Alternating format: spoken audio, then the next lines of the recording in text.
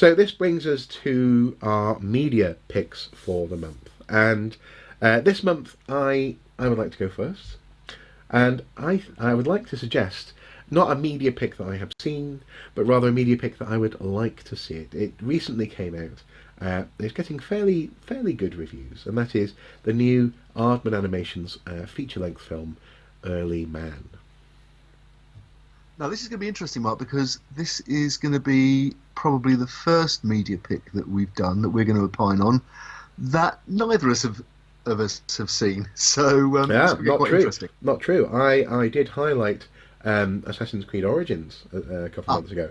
I hadn't seen that. Well, of course, it hadn't been released at that point. No, exactly. No, but in that instance, it was a story about it being an element of the program being released as a teaching teaching tool. But in this instance, I'm really quite impressed with what I've seen. The trailer, the various interviews, for example, with Nick Park himself, the writer and director, have filled me with, first of all, a bit of enthusiasm for it because it's got that sort of charming Aardman feel, going all the way back to Wallace and Gromit, but also there's animal animations he used to do, where he'd take interviews and match it up to animated panthers and penguins and this kind of thing. But also actually, I love not only the animation style, but also actually the potential for wordplay. I always love a good pun. And in this instance, they do not shy away from that. There's talk of representing the Pleistocene in plasticine. I love it. I love the idea. Actually, that is an early contender for tagline of the year. It is. It really. I love it. And while the inevitably there's an awful lot that's archaeologically inaccurate, historically questionable about the movie. For example, the whole thing, as far as I can tell, revolves around a football match between the cavemen and the Bronze Age people. Football? What? Why football? There's also maybe because it's a World Cup year. Oh, it could be a World Cup year. Yes. Do you know what? I did not know that. I just that's how engaged I am with football, obviously. Yes. So it's not going to be, you're not going to learn about real history while watching this. But I think there's an awful lot of potential here to have some fairly clever commentary on, especially cultural change and the realities of what that means. And actually, dare I say, we're back in Bayeux Tapestry here, aren't we? We've come full circle from the beginning of this month's show, because we're dealing with a modern stop motion animation is a cultural equivalent to a serial embroidery from the latter half of the 11th century. Yeah. It's filling the same cultural space in a sense. Yeah, it's telling a story and it's making a commentary. Well, and in this instance, the leader of the Bronze Age people is a Frenchman as well. He arrives and says, "The age of stone is over." So yeah, we are back at the Bayeux Tapestry, quite literally in that instance. But yeah, so I intend to go and see it, and it looks very enjoyable. So that's my media pick. I have to say, I've been an Aardman fan for years, so I'm up for an ardent Aardman fan. Ardent Aardman fan, but also, I mean, I was at university in Bristol when Aardman were just getting started, and right. It was. They've done some terrific work over the years, and as you say, one of the things that singles them out, I think, is the scripting and the jokes and the visual jokes and the layers of jokes that they can get into the best of their work. It's terrific stuff. Yeah. Okay, so what's your media pick for the month then? Oh, my media pick. Well, I could have gone with a new series of Hunting Hitler, but I'm fed up with playing whack-a-mole with that. There is a review in the pipeline if anyone wishes to go and look there. And by in the pipeline, you mean on the pipeline website? On the pipeline website, yeah. I'll post the link to it afterwards, which says everything that needs to be said about Hunting Hitler, I think. Certainly everything anyway.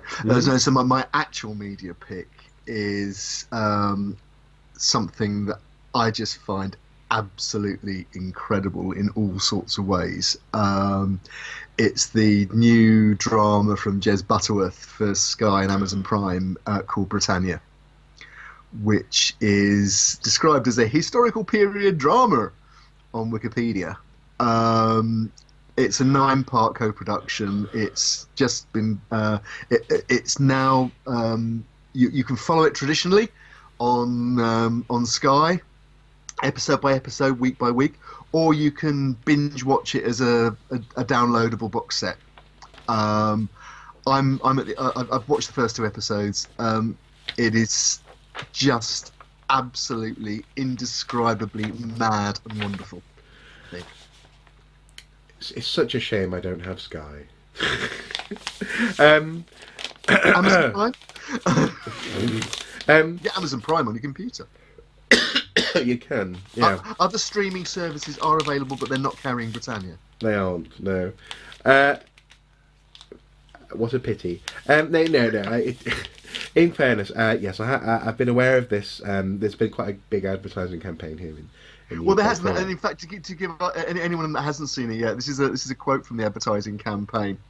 A mysterious Brittania in AD 43. It follows the Roman conquest of Britain loosely, and the quote is: Brittania is a mysterious land ruled by wild warrior women and powerful druids who can channel the powerful forces of the underworld. Well, actually, I mean, that's not bad. I mean, from a Roman perspective, Britain was a weird place that shouldn't exist. It was the place beyond the Oceanus River. It was, you know, if you believe some sources, the place where, you know, the Druids held sway and they were helping Gallic forces fight the Romans. And it actually opens with the Roman army in Gaul with David Morrissey as Aulus Plautius dealing with a group of deserters who don't want to go across the channel to invade this. You know, they think they start. You know, it's straight out of Cassius Dio and the accounts where the Roman army did virtually mutiny. Yeah. When it was told to they were going across. Yeah. So you know there are these groundings with the actual documented Roman version of the history, at least, and in fact, shortly after that, there's a terrific CGI set piece of the Roman invasion fleet crossing the channel. You know, as somebody who's you know, in the days when I had pretensions to be a real archaeologist, studied the Classis Britannica, the fleet of Roman Britain. It was just wonderful to see that you know, that kind of imagery of Roman galleys and transports, you know, crossing the ocean at night with flaming lanterns and things like that. It's terrific stuff. Okay, but how long do you think it would take before I was crying when I watched this? I think it depends on whether you sit down to watch it as an archaeologist with your archaeologist head on, or whether you just sat down to watch a Game of Thrones style romp. We've been there before. We've been there before. I'm sorry. Things like the Lost King? No, the Last Kingdom. Sorry. You know, various film treaties. Yeah. Why do we have to treat history like it's Lord of the Rings or Game of Thrones? I just don't understand it. Okay. Why should I have to watch a drama about the Romans arriving in Britain and have to pretend that this is Game of Thrones as well? Why? I don't. Well, okay. First of all, since the success of Game of Thrones internationally, all the TV producers who are involved in serial dramas are looking for another Game of Thrones. Game of Thrones is coming to the end of its run. Mm-hmm. They've announced one last series, and then that's it. Now, there may be spin-offs involving some of the characters or the backstories of the characters or whatever, like we're seeing with the Star Wars franchise. But basically, you know, we've seen Jamestown also on Sky, which is set in America at the time of the early settlements. There are others that have a sort of historical spin. You know, the medievalists love Game of Thrones because they're basically, you know, it's inspired by the Wars of the Roses, and there's a flavour of that kind of vicious family-based politics. It's brilliant. What you've got in Britannia, again, it talks about it's about our. You can also argue that it looks at a state of the nation. The thing you've got to remember about Britannia is it's by a very well-regarded British writer called Jez Butterworth, working with his brother Tom Butterworth. Jez Butterworth is an award-winning playwright. He wrote a very famous play called Jerusalem, which transferred, which Mark Rylance was in very successfully in London, and it transferred to New York. He's got another hit currently called The Ferryman.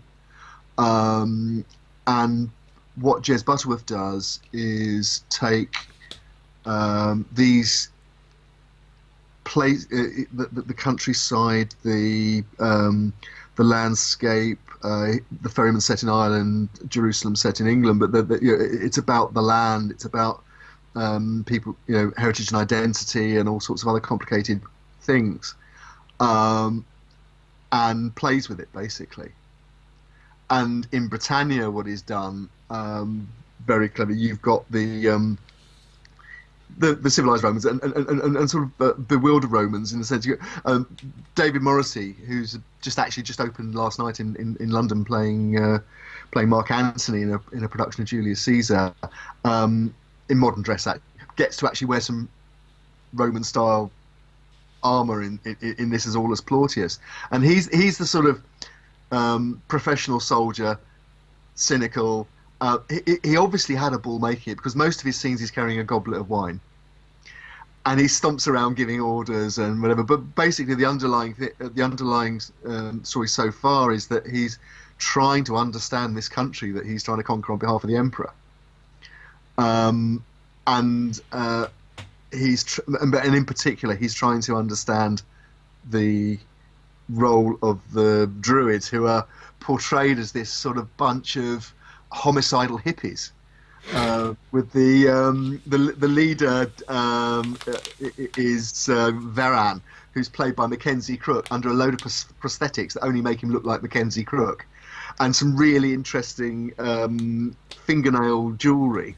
So he's got pierced fingernails with little rings. So it's all very mysterious and spiky and a bit grungy, and the landscapes. It's shot in Wales and the Czech Republic. So you've got people saying the two principal British tribes that we've seen so far are the Cantii and the Regni, who actually fight each other as well. They hate each other, which again is quite accurate for the period. There's a lot of internecine warfare in pre-Roman Britain. Okay, so then. But it looks nothing like Kent or Sussex, where the real Regni and the real Cantii came from. Well, yes, and there we come back to another one of my frequent complaints about these things. But okay. If I want to, as ever, I want to try and give this thing a go. If I do, if I can.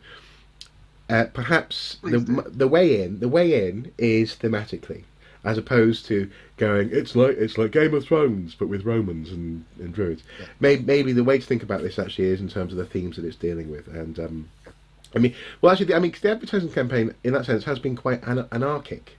It reminds me. People have been comparing it to the Train Spotting poster.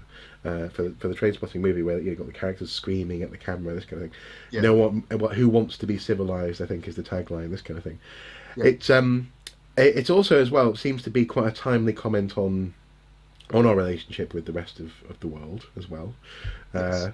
Being internal or external looking, inward looking or outward looking. Okay. If I get a chance, I will give it a go.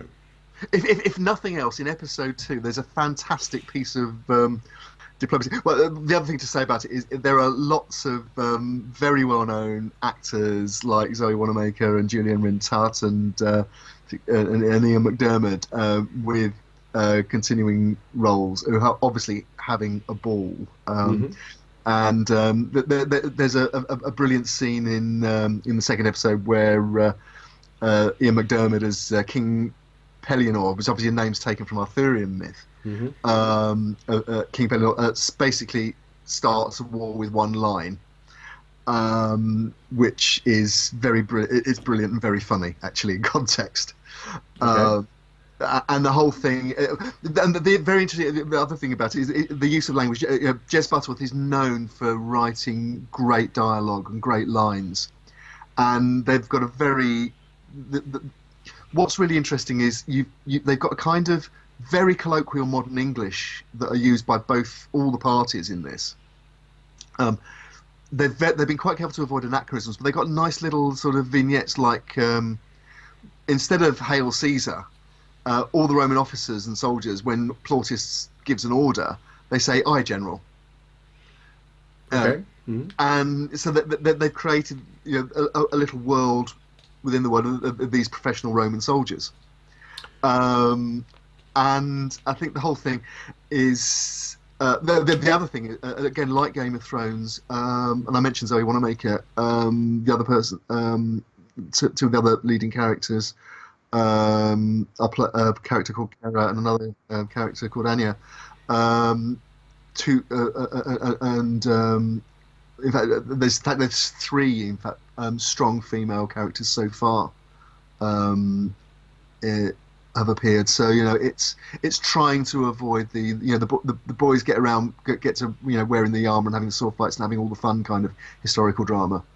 So we've got one in particular who, in the course of the first two episodes, dispatches various people with the bow and arrow. And then we discover also castrated her husband on their wedding night. I won't go any. Do you need any more reason to watch this series? If I can, I will give it a go. Okay, fair enough. Fair enough. I think in particular, I and actually many other archaeologists have been put off by the appearance of Stonehenge in the monument. And also, frankly, in this series as a monument appearing and being used by the Druids, and the way actually that it appears to be more pristine than probably it ever was in terms of its blockiness, if you know what I mean. So it's things like that sort of rub me the wrong way as well. Slightly stereotypical things. But then again, as you say, if they're playing with, instead of saying "Hail Caesar, Aye, General," this kind of thing, they are also avoiding some of the stereotypes as well. So.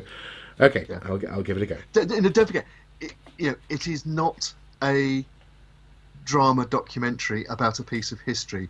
It is a drama inspired by a piece of history that people are having a lot of fun with. Oh, and now you've lost me again, because you see, Game of Thrones, yes, it may well be inspired by the Wars of the Roses, but it doesn't pretend to be the Wars of the Roses. And this doesn't pretend. This isn't. It's called Brittania. It's got Romans and Britons in it. I mean, it's.